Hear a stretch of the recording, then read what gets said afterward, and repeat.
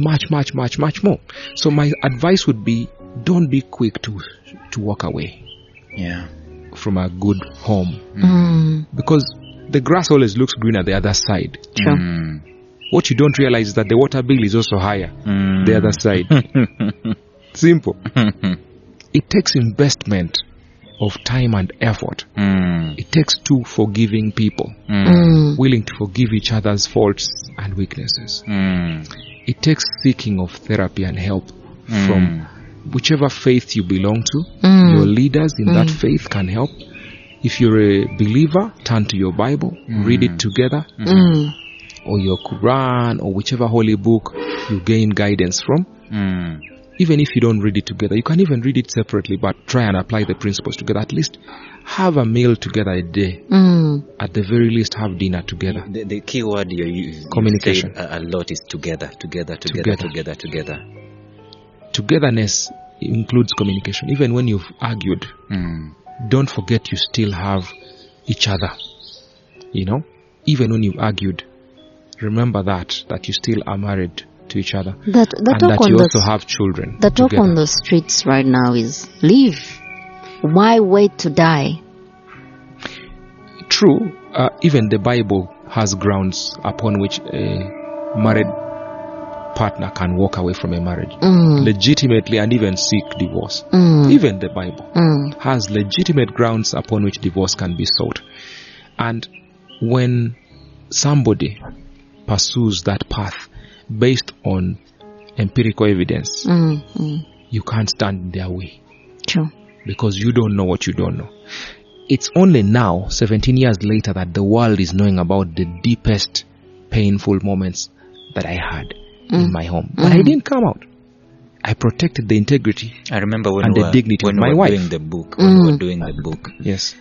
Did she also overcome cancer or something? Yes, like that? She overcame skin cancer. Yeah. Wow. Yes. When we were doing the book, it was some of the things that you did not want to share because at that moment in time. She was not willing.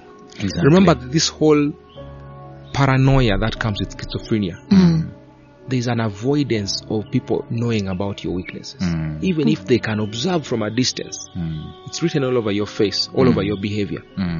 You avoid and you distance yourself from all these things because you feel like people will judge me. Yeah. What will they say? In Luganda we say, Bananda Babatia. How will they see me? Joanenaningo in Leblanc, which is my mother tongue. How will people see me? That they hold me a successful entrepreneur, married to so and so, who is, successful also in his own spaces. I drive a good car, I live in a nice home, my kids go into national schools. How will people see me? Society is a big enemy of itself. Yeah. Whoa. Very many people have been boxed into societal corners and definitions and boxes, borrowing money that they don't need, to buy things that they don't need, to impress people that don't care, and they eventually harm themselves and end up in hospital with funny bills and die young and prematurely because they want to conform to a societal norm of how a woman looks or acts like, how a man looks or acts like. So I'm not going to stand in judgment of anybody who feels like there's a risk to my life. I could get killed. I could have gotten killed. Genuinely. Several times. Several times. Because what was going on in my mind when you said that she was chasing with a knife, I was thinking like, how would I even sleep after that episode? You don't. Because you stay awake up to what if she's having the knife next to the bed? I mean, yeah. So I would encourage to seek help, counsel, therapy, spiritual and otherwise, to try and make it work to the fullest extent possible. Seek help of family members and dear friends and your religious leaders if you can. You should ideally. If you don't have religious leaders, there are all these professional counselors and therapists who also help with marital counseling. But if all else fails, I can't for the love of me judge somebody who says, because after Sinai's passing, I've been speaking to lots of elders in the congregation, and genuinely some of them told me We don't know if we could have stomached what you stomached. Yeah. We don't know. I'm a leader in this faith, but I don't know if I would have had the amount of grace. And that's the difference. My experiences were unique to me. Exactly. Sure. Everyone's experience. So I avoid judgment. I avoid pointing fingers and stigma. You never know. That marriage could have ended, and in the process, it could have saved some life. You just never know. I've been speaking to lots of friends, by the way. A lot of my friends are in Nairobi. Fellow coaches and HR practitioners and other professionals I've met in the course of my work, clients, and my inbox has been flooded. Yeah. People confessing and saying, you know why I got divorced? My spouse. I couldn't take the anger issues. And the women themselves were coming out, and the men themselves were coming out saying, 9 out of 10 times, people who are married to mentally ill people, that marriage ends in a divorce. 9 out of 10. I have no empirical evidence, but this is just based on talking to people that are observing. And those mentally ill people are not mad. They are not on the street naked. They are dressed in suits and sharp clothes and nice perfume. They live in big houses. Yes. They drive large cars. Their kids go to international schools. They fly abroad for holidays. They are not. They look like they got it all together. They look like they have it all together. They look successful. In fact, they are successful. But they're just sick. Wow. And so it's like any other sickness. So people have come into my inbox, they have called me and they have shared.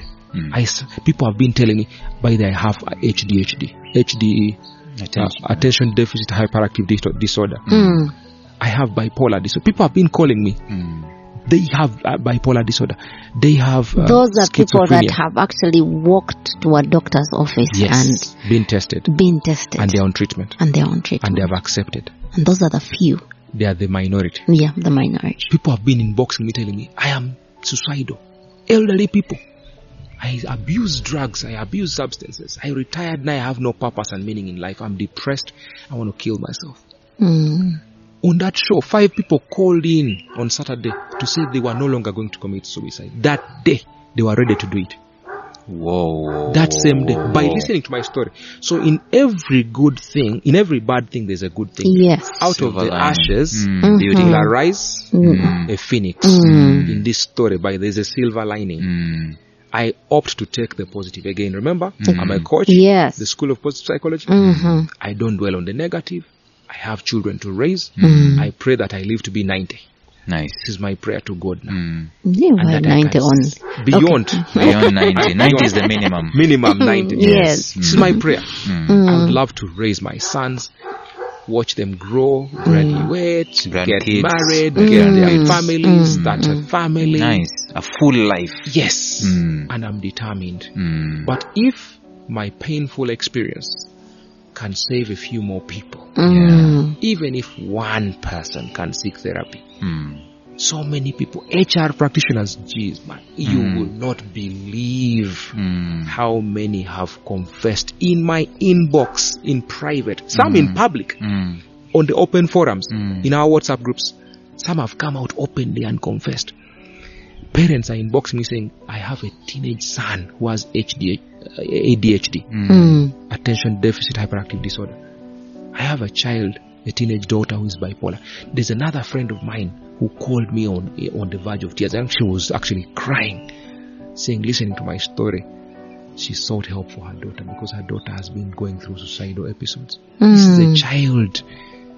1 in 4 teenagers is suicidal. They slit their wrists. And sometimes they will succeed by the one time. By the time a person commits suicide, it's not their first attempt. It's never their first attempt. Rarely does a person do it the first time and they go. They have been having those thoughts for a while, and they have tried and failed before. Whoa. Joseph. So, I think Solid Jamas is doing awareness. Yeah. And this is very important. And I am just wondering how many people are out there and they don't have this information, and how many people are judging others basing on ignorance of what they themselves don't know about. Yeah, too many. Too many. Too many. blaming themselves, blaming others, pointing the wrong kinds of fingers at the wrong people, suffering from stigma from themselves and from others, stigma in the families. Because you had a chance to walk away. Your dad was there. They knew what was happening. Your brothers, that is a chance to walk away. What makes you not to walk away is I'm looking at the angle of being informed. Yes. So these parents that called in about their children or themselves, they are now informed that I actually so and so has this problem. I have not known. Now I know. Or I have a problem. Yes. So you don't neglect your child or your spouse and you put them on the wall and hang them there and you leave, and condemn them when you could be the one with a problem or they are the problem. Looking at it from both angles, if we are all informed, we should be able to help each other and the societies around us. Correct.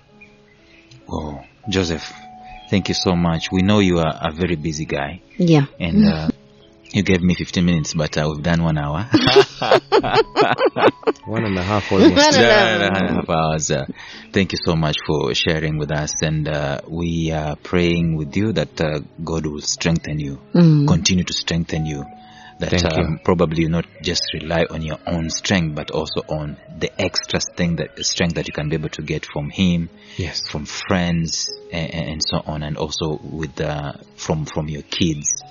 That all will be well with you guys. That even as you continue finding closure.